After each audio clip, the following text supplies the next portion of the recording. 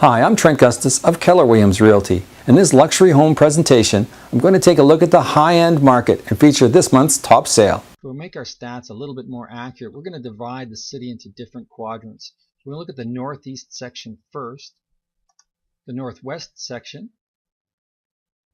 The southwest section, what we're talking about is Springbank, Discovery, Aspen, those areas. The deep south, the southwest and the southeast, and inner city. Okay, so we're going to start with the northeast. Okay, so we are going to look at these different quadrants, and we're going to start with the northeast. Now, I want you to imagine here that a high-end home in the northeast would be anything that would be over 600,000. And you know, we only had in March, we had 2 sold listings in March over that price range, and they sold for $238 a square foot on average. And those sale prices were, you know, around the highest price was $657 for the, and it took 30 days to sell. Now in February, no sales. So just important to note that not a lot goes on above 600,000 or the high end. We're going to use a bigger number when we go to different neighborhoods, of course, because 600 in most neighborhoods we wouldn't consider to be that high end. Now all sales for 2013 was 11 sales in the Northeast above that price. Now keep in mind, I didn't include any acreages or anything like that. These are single family homes, and so our high price of the year was $885, would be a high sales price for the year for that area.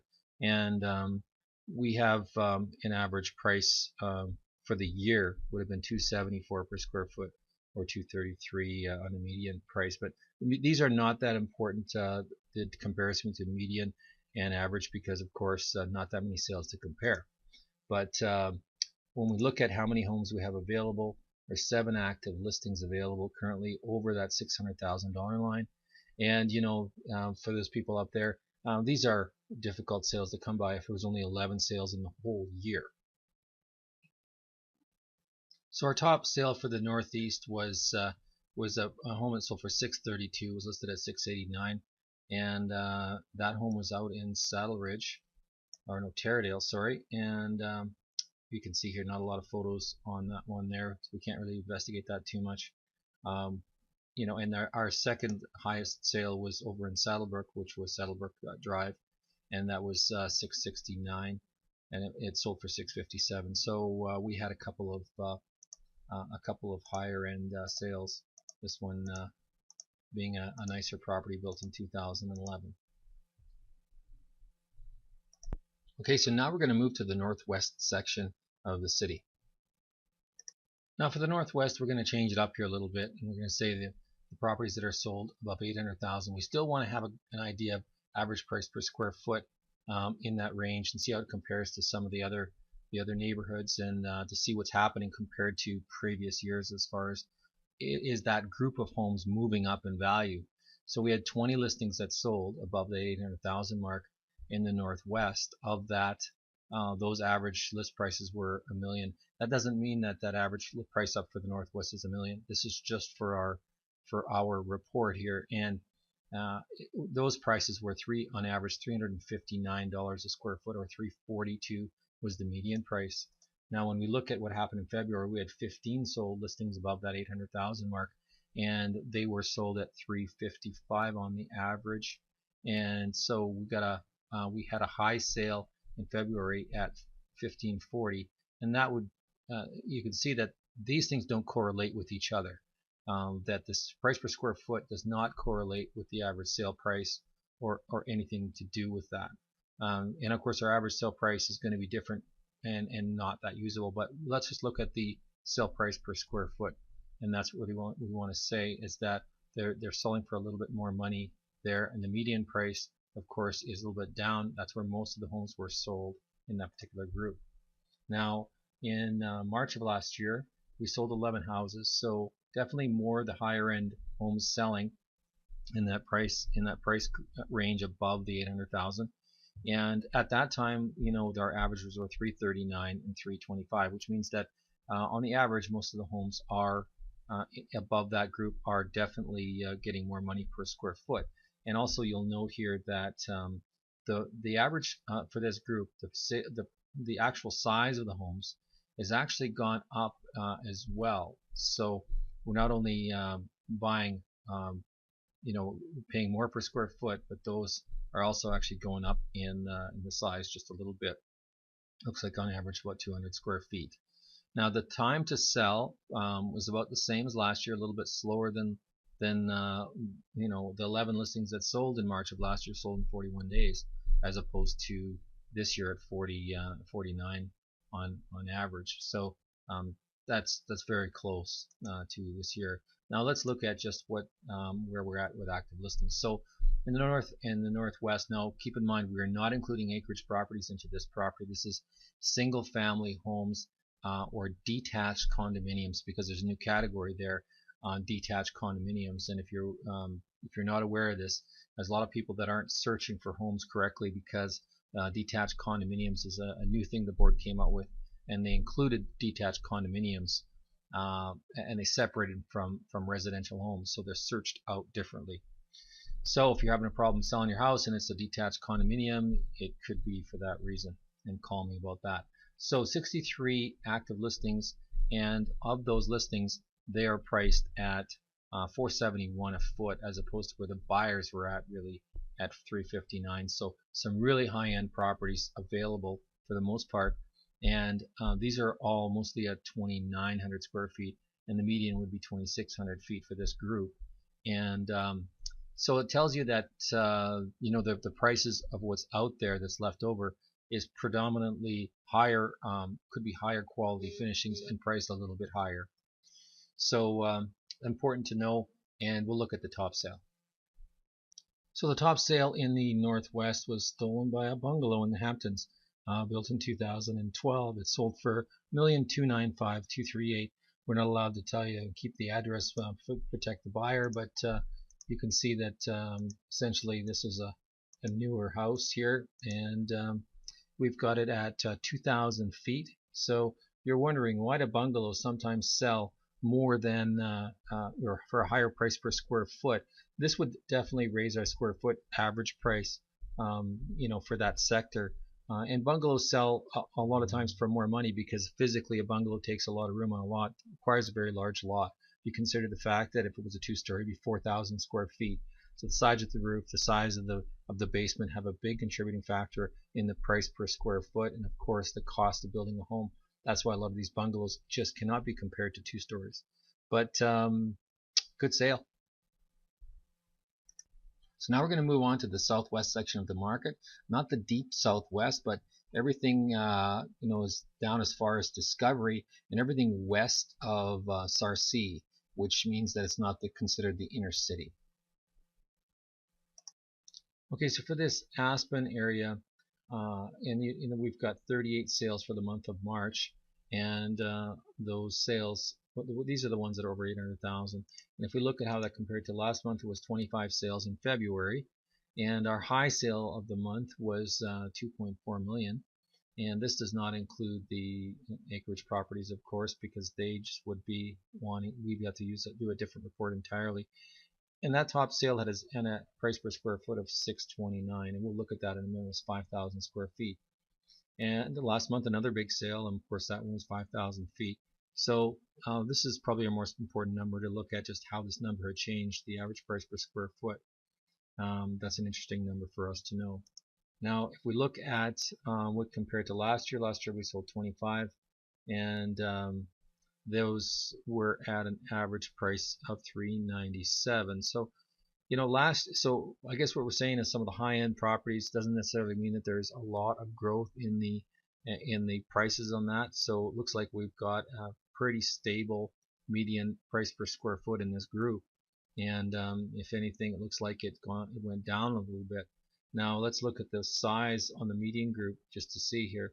So even when we look at it, these were bigger homes, and last year we were selling smaller homes at a similar price on the median per square foot. Now keep in mind the median in our case, with homes over 800,000, that's a median group that is above 800,000. So we're just using this specifically for our comparison of higher end homes, right?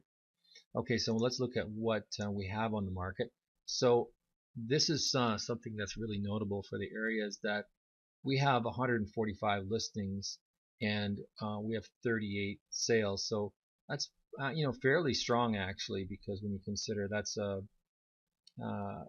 that would be looks like about a 4 or 5 month supply of homes. But let's look at the prices of these homes. Now the prices of these homes are averaging 495 a foot. So these are homes that are maybe substantially upgraded from what's really selling out there, and most of them are 3,000 feet. That really hasn't changed, and our list price average for this group is 1.4 million as what's available. And I think the most important thing to remember is the square footage. And these, keep in mind last month that these were average days of 56 days on market. Now that may or may not be true for this group, only because many are listed and relisted for sale. So this is not a very accurate number. So it tells us that the asking prices are much higher than where the buyers are expecting, $100 a foot or more of where the buyers are really at, what they're actually buying for the area on average.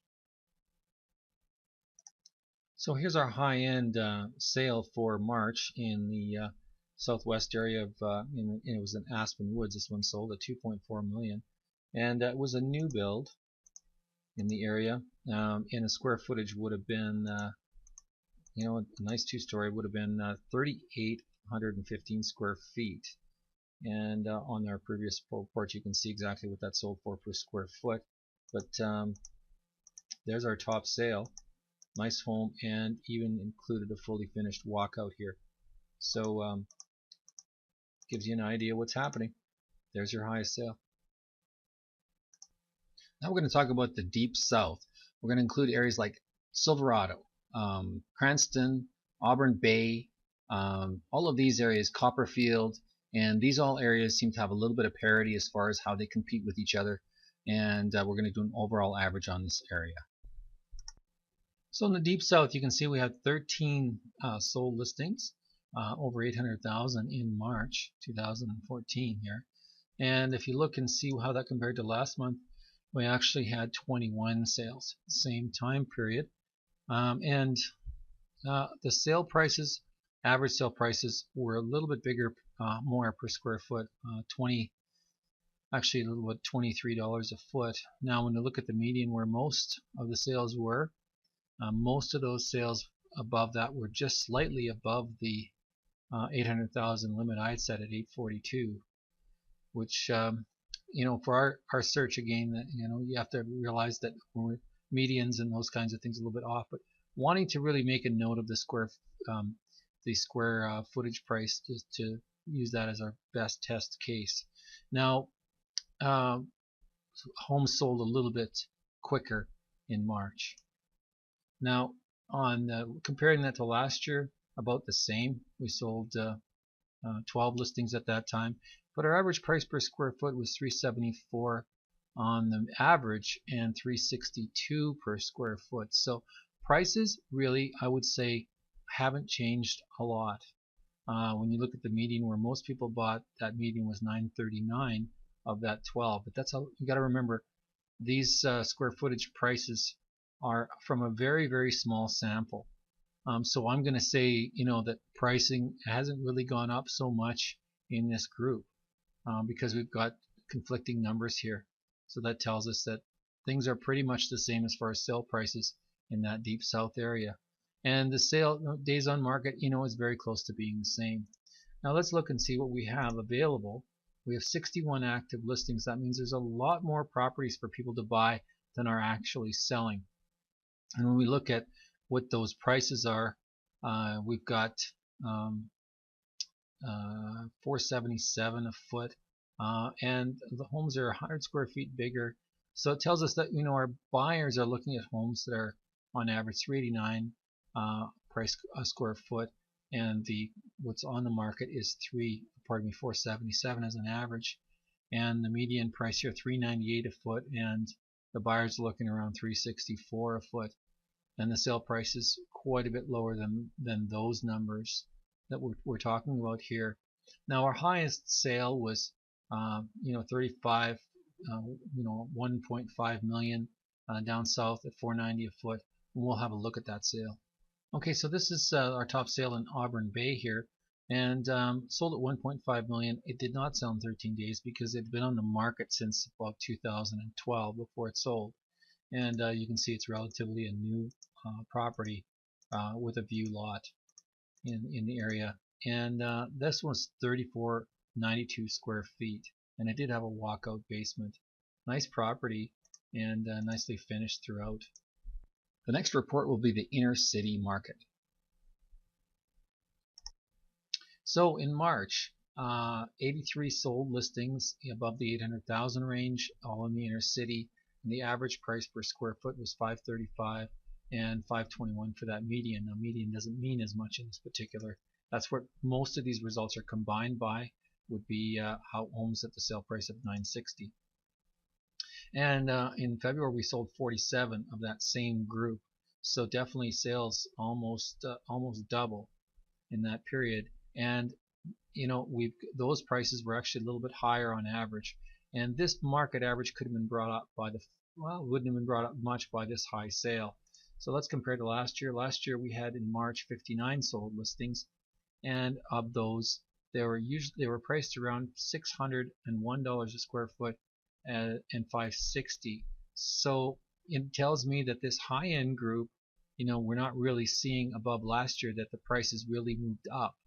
It really, in fact, hasn't moved up on a square footage price. Even when we consider the fact that we had one of our highest sales in March out of all these three groups of comparisons here, we've got the higher average with the lower final sale price.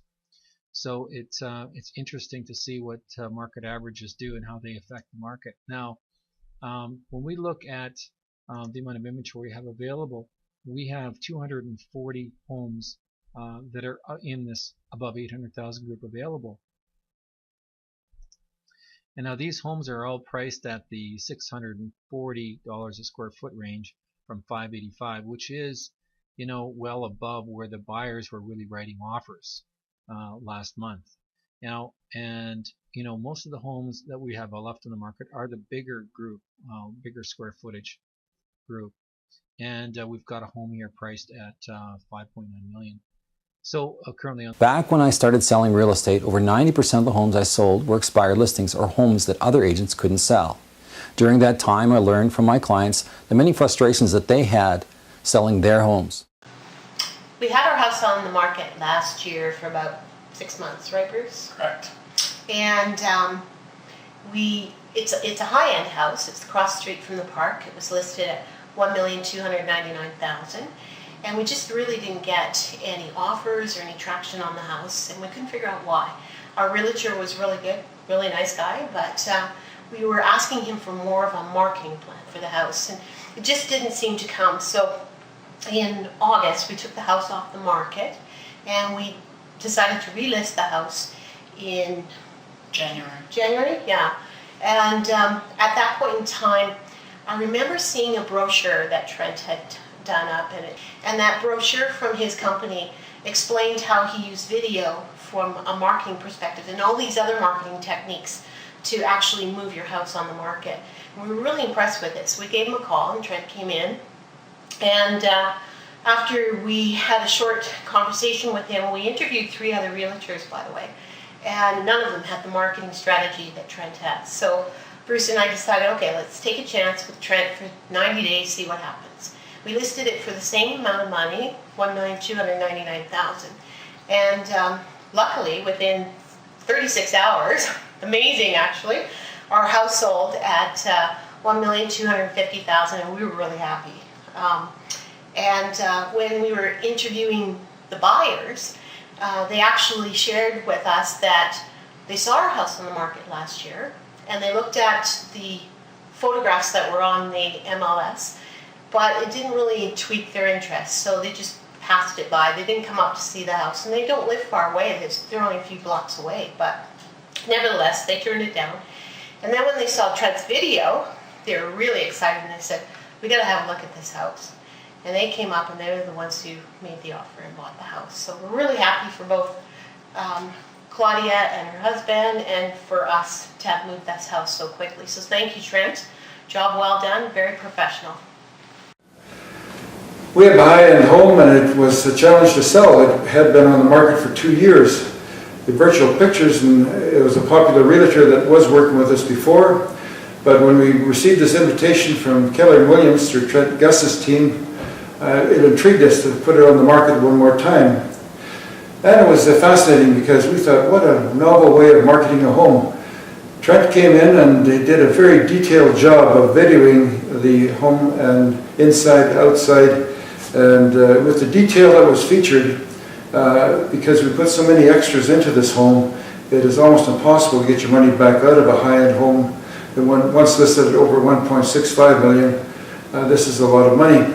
But in order to do this, they have to understand what it is that they're getting that is so special about it. So his skill work in making this visual to the watcher was an answer to what we needed to sell this house.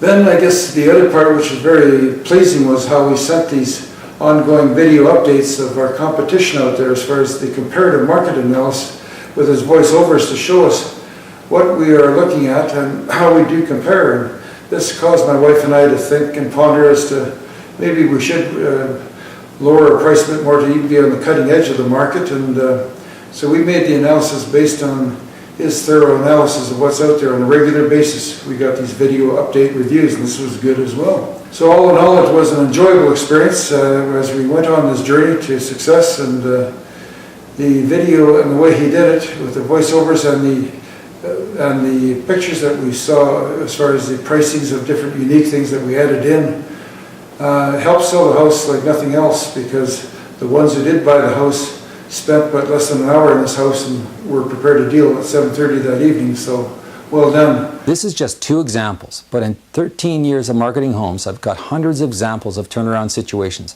High and low-end homes, fixer-uppers, show homes. I've marketed a home just like yours. So call me today for a low-pressure interview to discuss the sale of your home.